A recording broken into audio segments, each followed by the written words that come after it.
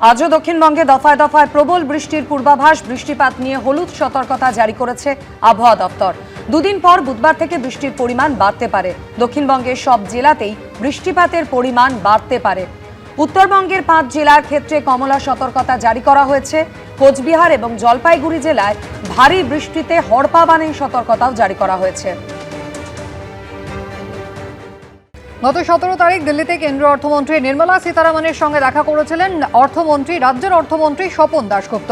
সেদিনই এই বাজেট রাজ্যকে আগামী দিনে দিশা দেখাবে বলে জানিয়েছিলেন রাজ্যের অর্থমন্ত্রী।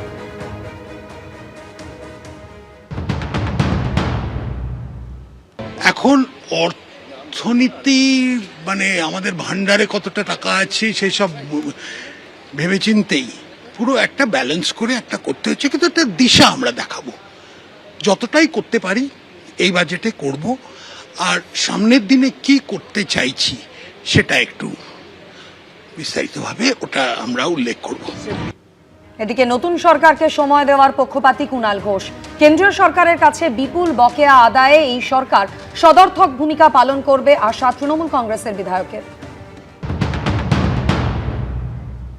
নতুন সরকার এসছে, আমরা নিশ্চয়ই তাদের একটু সময় দেওয়া উচিত। আমরা যদি প্রথম দিন থেকে সরকারের এই খারাপ যা বলতে যাবে উল্টো বলি, সেটা বলা যায় না বা সেটা বলাটা সমীচীন নয়।